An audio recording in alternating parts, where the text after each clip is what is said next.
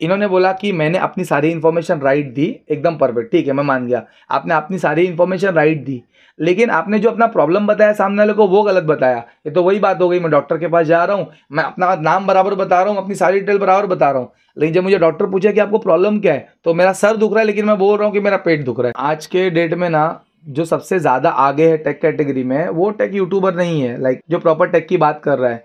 सबसे ज़्यादा अगर कोई ऊपर है जो ज़्यादा सब्सक्राइबर्स लेके बैठा है, तो वो टेक एंटरटेनर है। वो टेक को लेके एंटरटेन कर रहा है, और लोग एंटरटेनमेंट ज़्यादा पसंद करते हैं ओवर एजुकेशन।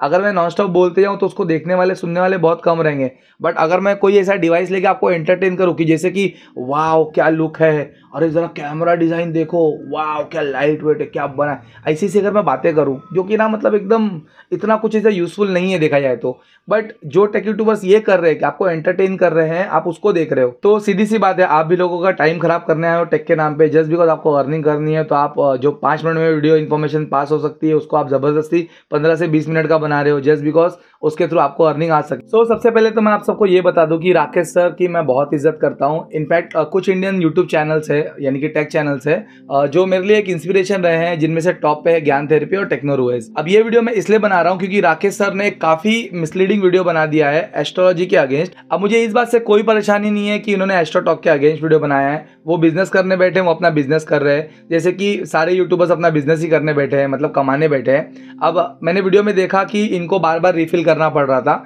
जैसे इनका टाइम खत्म हो रहा था। ठीक उसी तरह से जैसे एक यूट्यूबर एक वीडियो को 3 या 4 मिनट में कंप्लीट कर सकता है, बट वो फिर भी उस वीडियो को 12 से 15 मिनट का बनाता है, क्योंकि उसे भी अच्छे से पता है कि जितनी लंबी वीडियो होगी उतना अच्छा पुश मिलेगा एल्गोरिथम के थ्रू, एंड उतना ज़्यादा वो ऐड लगा सकते हैं, एंड उतना ज़्यादा अर्न कर सकते हैं। तो इसमें कोई गलत बात नहीं है अगर कोई बिजनेस करने बैठा है और वो कमाने के लिए नए नए तरीके ढूंढ रहा है। तो अब जाहिर सी बात है आपके पास यूट्यूब का नॉलेज है, आप उसके बेस पे कमा रहे हो, और जिनको एस्ट्रोलॉजी का नॉलेज है वो उसके थ्रू कमा रहे हैं। तो दुनिया में सब सर्वाइव करने आए हैं, कमाने आए हैं, तो जिस तरह से वो कमा सकते हैं उस तरह से कमाएंगे। मुझे प्रॉब्लम वहाँ ही जहाँ पे आपने ये प्रूव करने की कोशिश की कि ये सारी चीज़ें कुछ नहीं होती है, मतलब एस्ट्रोलॉजी कुछ नहीं होता है और ये सब बाबा लोग लूटने के लिए बैठे हैं। तो ये काफ़ी हद तक गलत है। क्यों? क्योंकि मैं बताता हूँ, मैं आपके सारे पॉइंट्स को कवर करूँगा, बस इस वीडियो को ध्यान से देखना, और मैं चाहूँगा बस 2 मिनट देखो, एंड मेरी गारंटी है आप इस वीडियो को पूरा एंड तक ज़रूर देखोगे।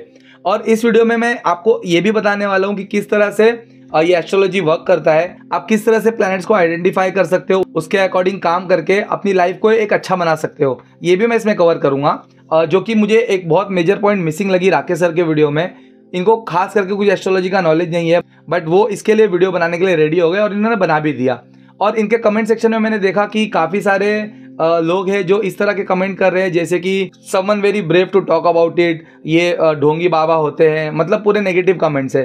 तो ये काफ़ी हद तक गलत है, क्योंकि एस्ट्रोटॉक का मजाक बने वो ठीक है, बट वैदिक एस्ट्रोलॉजी का मजाक बनना is not a right thing. और इनके कमेंट सेक्शन में ही मैंने कुछ एक्सप्लेन करने की कोशिश की, बट लोग उसे समझने के बदले उल्टा ये बोल रहे हैं कि असली आईडी से आओ एस्ट्रोटॉक। भाई एकदम असली आईडी है वो भी, जिससे मैंने कमेंट किया, और ये भी एकदम असली आईडी है। आप कभी भी आके मुझसे बात कर सकते हो, आप जब बोलो मैं लाइव आने को रेडी हूँ आपके साथ में, और आप जो बोलो मैं वो डिस्कस करने को रेडी हूँ। चलो अब आते हैं मेन मुद्दे पे, पॉइंट बाय पॉइंट। मैंने यहाँ पे कुछ पॉइंटर्स लिखे हुए जिसके बारे में मैं डिस्कस करने वाला हूँ, और मैं किसी भी तरह की कोई कंट्रोवर्सी नहीं चाहता हूँ कोई भी यूट्यूबर से। मैं बस ये वीडियो इसलिए बना रहा हूँ क्योंकि इसमें कुछ हद तक रॉन्ग इन्फॉर्मेशन पास की गई है। अब राकेश सर का मानना है कि मेहनत करेंगे तो आगे बढ़ेंगे, ये तो हमें बचपन से पता है। भाई एक बात बताओ सर, आपको ये बचपन से पता है कि बचपन से बताया गया है और सिखाया गया है? जहाँ तक तो मुझे पता है कि आपको बचपन से बताया गया और सिखाया गया है। और हमारे जो पूर्वज है वे ऐसा क्यों बोलते आ रहे, उसके पीछे कुछ तो कारण होगा। अब होता यह है कि जब हम किसी को बात टेक्निकली नहीं समझा सकते तो हम उसको कोई ना कोई इजी एग्जाम्पल के थ्रू उसको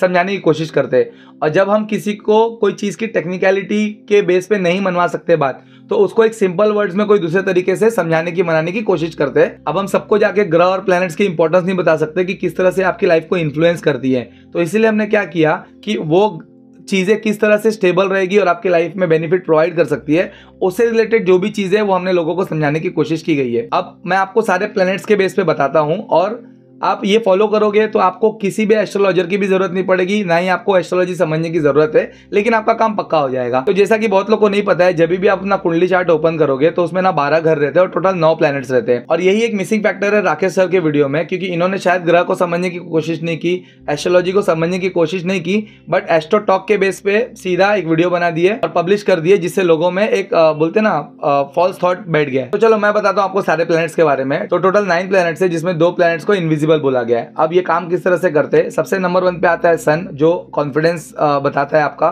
नंबर 2 पे आता है मून, जो आपके इमोशंस और लिक्विड फंड यानी कि पैसा उसको कंट्रोल करता है। और नंबर 2 जो होता है वो मदर से रिलेटेड होता है। चलो ये सब रिलेशन मैं बाद में बताऊंगा, पहले सारे प्लैनेट्स को समझ लो। नंबर 3 पे आता है जुपिटर, जिसको गुरु ग्रह बोलते हैं, जो आपके नॉलेज को और आपके एल्डर्स के रिलेशन को मतलब डिनोट करता है। नंबर 4 पे आता है राहु, जो आपकी ना कम्युनिकेशन स्किल और स्पीच होती है। और नंबर 5 पे आता है मर्क्यूरी, जो आपकी बुद्धि को कंट्रोल करती है। नंबर 6 पे आता है वीनस यानी कि शुक्र, जो आपकी लाइफ में लग्जरी लेके आती है। नंबर 7 पे आता है केतु, जो आपके फीलिंग्स को कंट्रोल करती है और मैनिपुलेट भी करती है। एंड नंबर 8 पे आता है शनि, जो आपके डिसिप्लिन को कंट्रोल करती है, या तो आप जितने डिसिप्लिन रहोगे उतना आपका ये ग्रह ठीक रहेगा। एंड नंबर 9 पे आता है मार्स, जो कि होता है मंगल ग्रह, जो आपके फिटनेस को डिनोट करता है और आपके कोई भी काम बनने या बिगड़ने की संभावना को कैलकुलेट करता है। भाई यहाँ पे प्लेन जाते रहती है इसलिए चुप बैठना पड़ता है। अब एस्ट्रोलॉजी में क्या कहा गया है कि 2 चीजें है। सबसे पहली बात कि ये सारे ग्रह आपके कौन से घर में बैठे उस हिसाब से इंपैक्ट करेंगे, और कितने ग्रह आपस में साथ साथ में, तो उस तरह से एक दूसरे पे प्रभाव डालेंगे, जो आपकी लाइफ में अच्छाई या बुराई पैदा कर सकता है। अब इन सारे ग्रह के पोजीशंस को समझने से ज्यादा बेटर है आप सिंपल चीजें समझ लो। अगर आपको अपना सूर्य ग्रह ठीक करना है तो आपको अर्ली मॉर्निंग उठना पड़ेगा, और इसीलिए इसी बेस पे लोगों ने निकाला है एक बुक जिसको बोलते हैं 5 AM क्लब, या तो बोला है early to bed early to rise makes a person healthy wealthy wise. तो ये कहावतें क्यों है, वो सब यहीं से ओरिजिनेट हुई है। मैं सारी चीज़ें आपको साइंटिफिकली, और जो ये जो सो कॉल्ड मोटिवेशनल ट्रेनर्स ने बना दिया है अपना पूरी एक दुकान लगा दी है, उसके बेस पे ही समझाऊंगा, तो आप इजीली समझ जाओगे। तो नंबर 1 की मैंने बात कर दी है, जो बात करता है जो होता है सन, जो आपके कॉन्फिडेंस की बात करता है कि आप कितने कॉन्फिडेंट हो। लेकिन एट द सेम टाइम अगर यही प्लैनेट आपकी खराब दशा में रहेगी तो ये आपको ओवर कॉन्फिडेंट कर देगी, जो आपको धीरे धीरे बर्बाद कर दी जाएगी। नंबर 2 पे आता है मून। मून मतलब होता है पैसा, लिक्विड फंड। अब मून रिलेटेड है आपके इमोशन से, आपकी माता से। अगर आपकी अपनी माँ के साथ रिलेशन सही नहीं रहेगा तो आपको कहीं ना कहीं पैसे की दिक्कत आएगी, बराबर। और सेकेंड चीज, अगर आपने पैसे के पीछे बहुत भागा और अपनी माँ का ध्यान नहीं दिया तो आपकी माँ के हेल्थ पे इफेक्ट पड़ेगा, क्योंकि नेचर में, प्रकृति में सब कुछ चीजें बैलेंस करने के लिए होती है। अगर एक चीज आप जबरदस्ती बढ़ाओगे तो दूसरी चीज अपने आप कम होती जाएगी, या तो एक चीज आप जबरदस्ती अच्छा करने आओगे तो दूसरी चीज अपने आप खराब होती जाएगी। That is called the balance of the nature, बराबर। तो ये हो गया, मैं सेकंड प्लैनेट की बात किया जो कि था मून। अब थर्ड पे आते हैं, दैट इज कॉल्ड जुपिटर यानी कि गुरु ग्रह। ये आपके नॉलेज को दर्शाता है, एंड आपका जो मेन लाइफ में तरक्की है, मतलब जो मेन लाइफ में आपके जो धन एक्यूमुलेट करोगे, नॉट पैसा, everything like property and everything, तो उसका मेन कारक होता है गुरु ग्रह होता है। एंड गुरु ग्रह आपका तब सही रहेगा जब आप नॉलेज पे फोकस करोगे, आप लर्निंग्स पे फोकस करोगे, अपने एल्डर्स की रिस्पेक्ट करोगे और अपने गुरुओं की रिस्पेक्ट करोगे। अगर आपने अपने एल्डर्स की और गुरुओं की डिसरिस्पेक्ट की तो आपका नॉलेज कितना भी वास्ट हो, कितना भी स्ट्रांग हो, आप लाइफ में ज़्यादा कुछ नहीं कर पाओगे, आप कहीं ना कहीं मुके वाली गिरने वाले हो। और ये मेरे साथ भी हुआ, वो मैं बाद में एक्सप्लेन करूंगा कभी। तो ये होता है आपका जुपिटर ग्रह। एंड इसीलिए बोलते हैं ना कि respect your elders, respect your elders, respect your teachers. और जिस चीज़ का काफ़ी हद तक लोग मजाक भी बनाते आ रहे हैं, आप देखे रहोगे स्टैंड अप कॉमेडी में अभिषेक उपमन्यु ने इससे पूरा एक कॉमेडी पूरा वीडियो ही बना दिया है कि रिस्पेक्ट योर एल्डर्स। क्यों कर रिस्पेक्ट भाई, ऐसे टाइप के वीडियोस है, बट ठीक है, वो एक कॉमेडी कर रहे हैं, मुझे भी बहुत पसंद है, तो ठीक है, कॉमेडी के हिसाब से ठीक है। बट इसका मतलब ये नहीं है कि उनकी कॉमेडी आप सुन के आप एल्डर्स की रिस्पेक्ट करना बंद कर दो, या तो अपने टीचर्स की रिस्पेक्ट करना बंद कर दो। चाहिए तो कर सकते हो, बट आपका क्या होगा वो आप देख लेना बाद में। फिर नंबर 4 पे आता है राहु। राहु मतलब होता है, इसको एक इनविजिबल ग्रह बोला गया है। अब जो भी हिंदू धर्म से बिलोंग करते हैं तो काफी सारे लोग को नॉलेज होगी कि what is Rahu and Ketu. अब राहु केतु मतलब एक ही शरीर था जिसको विष्णु जी ने चक्र से अलग कर दिया था, सर अलग कर दिया था, धड़ अलग कर दिया था। उसके पीछे स्टोरी है, वो समुद्र मंथन में से जो अमृत निकला था वो जबरदस्ती असुर थे, राक्षस थे, उन्होंने छुप के पी लिया था। तो इससे पहले वो नीचे जाए तो उन्होंने उनका, वो ठीक है लॉन्ग स्टोरी है, बाद में मतलब आपको चाहिए तो आप डिटेल में पढ़ लेना, तो मैं ही बता दूंगा बाद में कभी। बट हुआ ये कि राहु मतलब ये सर अलग हो गया, धड़ अलग हो गया। अब सर को नाम दे दिया राहु, धड़ को नाम दे दिया केतु। अभी सर मतलब दिमाग सोचने वाला, जिसके पास दिल नहीं होगा, और धड़ मतलब दिल यानी कि केतु, जिसके पास दिल होगा दिमाग नहीं होगा। मतलब जब भी आप राहु से इन्फ्लुएंस होगे तो आप इमोशन, मतलब कोई भी डिसीजन अपने ना दिल से नहीं लोगे, आप दिमाग से डिसीजन लोगे। और कितनी बार ये आपके लिए अच्छा भी होगा, कितनी बार आपके लिए बुरा भी होगा। और राहु आपकी लाइफ में ना एक इल्यूजन क्रिएट करता है। इल्यूजन इन द सेंस अगर वो खराब अवस्था में है तो हमेशा क्या करेगा राहु, वो आपको हमेशा बहकाने की कोशिश करेगा।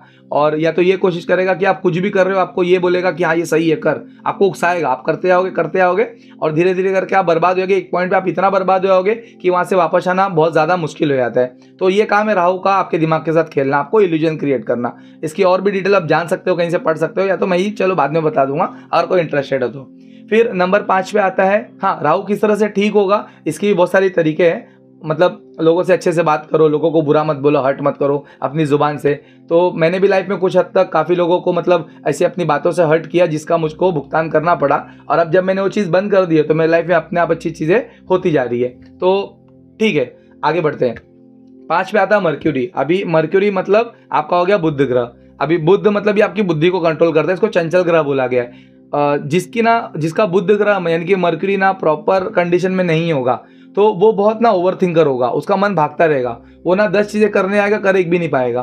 तो उसके से क्या होगा पता है, बोलते हैं ना jack of all trade becomes a master of none. वो कहीं, ये प्लेन आ रही है, एक सेकेंड, तो उसका यही होगा। वो क्या होगा बोलते ना, बोलते सारी चीज़ें करने आएगा बट कर कुछ भी नहीं पाएगा, और लास्ट में क्या होगा, सब चीज़ उसका खराब हो जाएगा। तो बुद्धि शांत रहना, एक जगह पे होना ठीक है। तो और इसके बाद में आता है 6 पे, मैंने बोला था कि आता है शुक्र ग्रह यानी कि लग्जरी। तो आपका शुक्र ग्रह जितना अच्छा होगा उतनी आपकी लाइफ में लग्जरी आती होगी।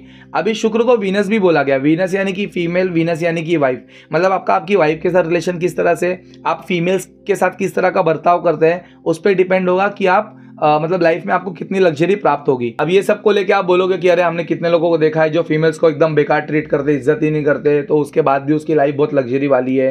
फॉर एग्जांपल बहुत लोग इसकी बात करते हैं, एंड्रू टेट की बात कर देंगे कि फीमेल्स को उल्टा उल्टा बोलते रहता है। अरे देखो, बोलना अलग चीज़ होती है, लेकिन जब कोई फीमेल उसके पास है और उसके साथ है तो उस टाइम पे उसको किस तरह से ट्रीट कर रहा है वो मैटर करता है। पहली बात तो ये। सेकंड चीज़ ये, अगर सही में किसी का बिहेवियर फीमेल से रिलेटेड या अपनी वाइफ से रिलेटेड बहुत ज़्यादा खराब है तो क्या होगा मैं बताता हूँ। भले आपको उसकी लाइफ में ना पैसा लग्जरी सब दिखेगा, लेकिन वो अंदर से मतलब बोलते हैं ना मेंटली बहुत इरिटेटेड रहेगा और उसकी लाइफ स्पैन भी कम हो जाएगी। ये भी हो सकता है कि वो किसी ना किसी बीमारी से मर जाए या तो एक्सीडेंट से मर जाए, मतलब लाइफ स्पैन कम हो जाती है। अगर हम किसी तरह से कोई भी एक चीज़ को फोर्सफुली अगर ऊपर करते हैं तो दूसरी चीज़ अपने आप डाउन हो जाती है। मैंने पहले भी कह दिया था कि ये नेचर इस तरह से चीज़ें बैलेंस करती है। आपने देखा होगा कि कितने लोग मतलब पैसा पाने के चक्कर में मतलब सारी चीज़ें कर लेते हैं, मतलब चलो ठीक है ये भी करूँगा पैसे के लिए, ये भी कर लेंगे वो भी कर लेंगे, सब करते हैं, लेकिन इनडायरेक्टली उनके ना हेल्थ पे इफेक्ट पड़ते आता है और एक टाइम आता है कि मतलब कम एज में भी उनकी डेथ हो जाती है। तो यही रीज़न है, यही सारे रीज़न होते हैं कि मतलब इतना सब कुछ होने के बाद भी उसकी कम एज में डेथ क्यों हो गई। अब इसके बाद बात करते हैं शनि, जो सबसे खतरनाक प्लैनेट है, that is called Saturn. Shani ये होता है कि मतलब आप जितने भी डिसिप्लिन्ड है, जितने भी मतलब जो बोल रहे हो वो कर रहे हो टाइम पे, तो आपका ना शनि बहुत सही रहेगा।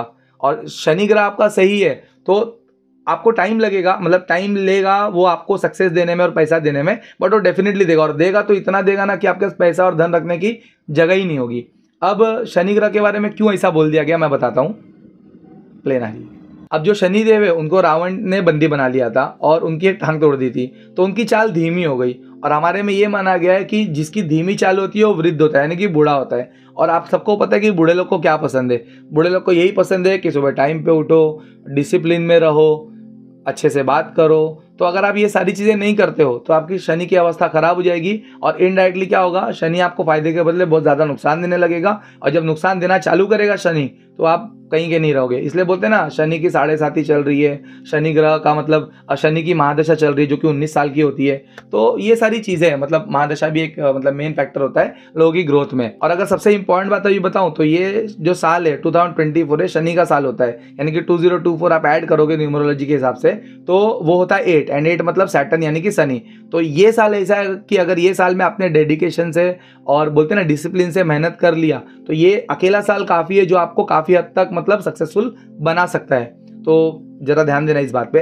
फिर 9th पे आते हैं, दैट इज मंगल यानी कि मार्स ग्रह। अब मार्स क्या होता है, वो आपके फिटनेस को कंट्रोल करता है, आपके हेल्थ को और फादर के साथ रिलेशन को। तो अगर ये ग्रह ठीक रहेगा तो सारी चीज़ें सही रहेगी, बट अगर ये ग्रह की अवस्था खराब हो गई तो आपके हेल्थ पे भी इम्पैक्ट पड़ेगा और आपके फादर के साथ रिलेशन भी खराब होंगे और आपका कोई भी काम मतलब बनते बनते बिगड़ जाएगा। या तो ये कह लो कि ये सारी चीज़ें अगर आपके साथ हो रही है नेगेटिव चीज़ें, तो समझ जाओ आपकी मंगल ग्रह अवस्था में मतलब प्रॉपर अवस्था में नहीं है, तो आप उसकी रेमेडीज कर सकते हैं। तो ये सारी चीज़ें हैं मतलब जो ग्रह से रिलेटेड है, एस्ट्रोलॉजी के रिलेटेड है, जो शायद अगर बताते थे राकेश सर अपने ये वीडियो में तो काफ़ी ज़्यादा अच्छा होता था। और लोगों ने क्या कर दिया है, लोगों ने इसी चीज़ को एज अ मोटिवेशन स्पीकर के मतलब मोटिवेशनल स्पीकर बन के यूज़ करते हैं। देखो सबकी बातों में यही रहेगा, फोकस करो, डिटर्मिनेशन रखो, डेडिकेशन रखो, डिसिप्लिन रहो, हार्ड वर्क करो। अरे ये सब क्या है? ये सब ना यहीं से चीज़ें आई है, बस आपको ना बताया इस तरीके से कि आप उसको सिंपल वर्ड्स में समझो, उसको फॉलो करो। तो देखा जाए तो आपको एस्ट्रोलॉजी की कोई ज़रूरत नहीं है, ये राइट है। ग्रह को अच्छी अवस्था में रखने के लिए जो भी सारे रिक्वायरमेंट्स है जो मैंने बताया वो आप फॉलो करोगे तो ऑटोमेटिकली आपके सारे काम होंगे, आप लाइफ में सक्सेसफुल होगे। ऑलरेडी आपके ग्रह अच्छी अवस्था में है तो आप अगर कुछ नहीं करोगे ना तो भी आपकी लाइफ में ना मतलब पैसा वैसा सब आते ही रहेगा अच्छे से, क्योंकि ना हर एक चीज़ की एक महादशा होती है, एक दशा होती है, मतलब दशा के भी टाइप्स होते हैं, मतलब दशा के अंदर दशा होती है। अब दशा के बारे में भी आप जानना चाहते हो तो महादशा होता है, अंतरदशा होता है, प्रणंतर दशा होता है, सूक्ष्म दशा, सारी दशाएं होती है। और कितनी बार आपने ये भी देखा रहेगा कि मतलब कितने लोग कुछ मेहनत नहीं कर रहे तो भी उनकी लाइफ एकदम मस्त चल रही है। तो फिर क्यों मतलब बोल रहे कि अरे मेहनत करोगे तो ही मिलेगा? ऐसा ज़रूरी नहीं है। मेहनत ज़रूरी है, दैट इज़ फाइन, बट बिना मेहनत के भी चीज़ें मिलती है, वो आपको एस्ट्रोलॉजी बता सकता है। क्योंकि मेन है कि आपका कौन सा प्लेनेट आपको किस तरह से कंट्रोल कर रहा है और कौन सा प्लेनेट आपकी लाइफ में किस तरह से बेनिफिट प्रोवाइड कर रहा है। इसलिए देखो ना आज के डेट में कितने लोग फैंटेसी खेलते हैं। आप इतने साल से पैसे लगा रहे हो, आप कभी नहीं जीते, लेकिन आपने देखा रहा है कोई नई आईडी बनी है अभी थोड़े टाइम पहले ही और सीधा वो करोड़ रुपया जीत गया। क्यों क्यों होता है ये सब? आप खुद सोचो इस बारे में। और जैसा कि मैंने देखा था कि राकेश सर से जो पंडित जी बात कर रहे थे वो एक ही चीज़ बोल रहे थे कि ना जो ये एस्ट्रोलॉजी है सारी, मतलब जो ज्योतिष विज्ञान है ये ना सारी संभावनाओं को लेके है, लाइक जितनी पॉसिबिलिटीज़ है उनके बारे में वो बताते हैं। अब इन्होंने यहाँ पे एक और चीज़ गलत कर दिया मेरे हिसाब से। मुझे नहीं पता कि मतलब मैं राइट हूँ कि रॉन्ग हूँ, बट मुझे लगा ये गलत है।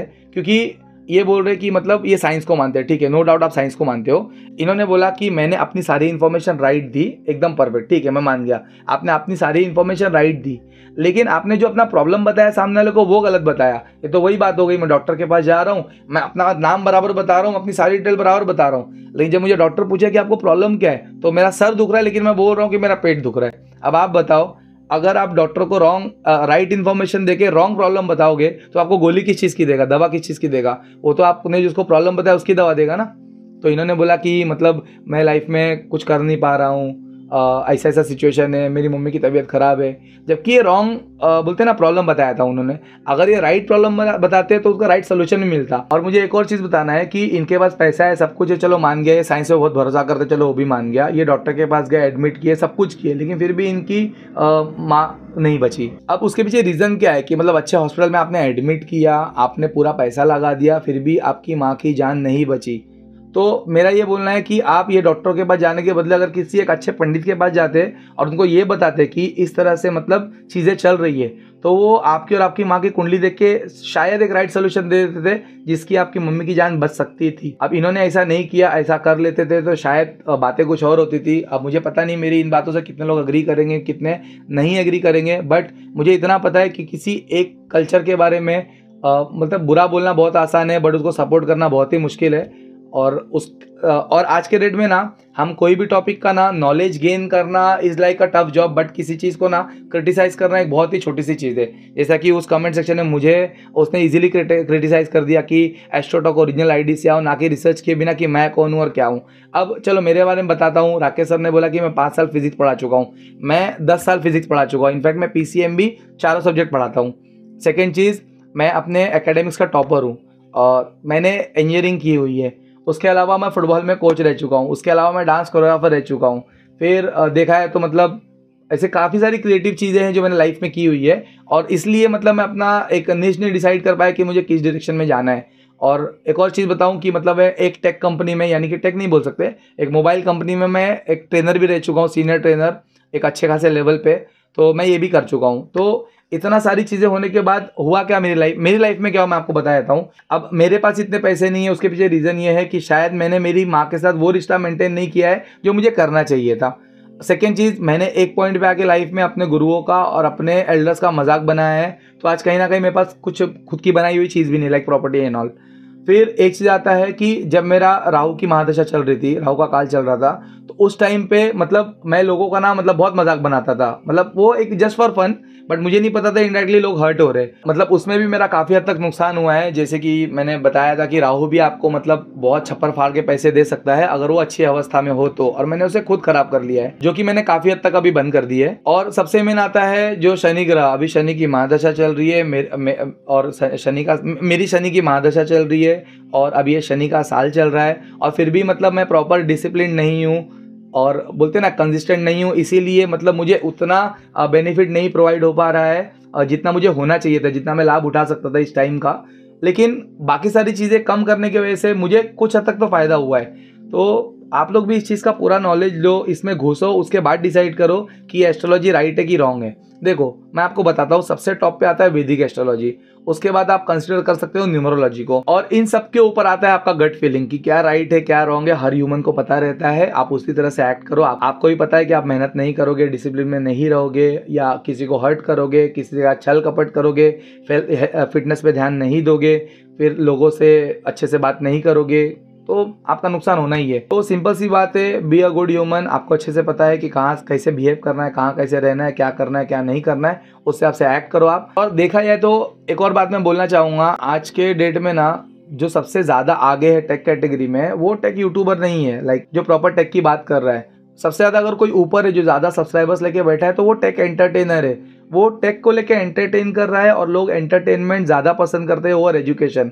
अगर मैं नॉन स्टॉप बोलते जाऊँ तो उसको देखने वाले सुनने वाले बहुत कम रहेंगे, बट अगर मैं कोई ऐसा डिवाइस लेके आपको एंटरटेन करूँ कि जैसे कि वाह क्या लुक है, अरे ज़रा कैमरा डिज़ाइन देखो, वाह क्या लाइट वेट है, क्या बना है, ऐसी सी अगर मैं बातें करूँ जो कि ना मतलब एकदम इतना कुछ ऐसा यूजफुल नहीं है देखा जाए तो, बट जो टेक यूट्यूबर्स ये कर रहे हैं कि आपको एंटरटेन कर रहे हैं, आप उसको देख रहे हो, तो सीधी सी बात है आप भी लोगों का टाइम खराब करने आए हो टेक के नाम पे, जस्ट बिकॉज आपको अर्निंग करनी है। तो आप जो 5 मिनट में वीडियो इन्फॉर्मेशन पास हो सकती है, उसको आप ज़बरदस्ती 15 से 20 मिनट का बना रहे हो, जस्ट बिकॉज उसके थ्रू आपको अर्निंग आ सके। तो अगर कोई प्लेटफॉर्म अर्न कर रहा है तो लेट इट बी, क्या फ़र्क पड़ता है। हाँ ठीक है, आपने एक मैसेज पास कर दिया कि ये अर्निंग करने में आप मतलब लोगों का पैसा खराब मत करो, that is fine. At the same time आप ये भी बोल सकते थे कि एस्ट्रोटॉक पे मत जाओ, आप लोगों को ये बोल सकते थे कि आप खुद रिसर्च करो कि सब चीज़ें क्या होती है, आप उसमें अपने आप को जानने में टाइम इन्वेस्ट करो, अपनी प्रॉब्लम को जानने में टाइम इन्वेस्ट करो। ये वैदिक एस्ट्रोलॉजी रॉन्ग नहीं होता है।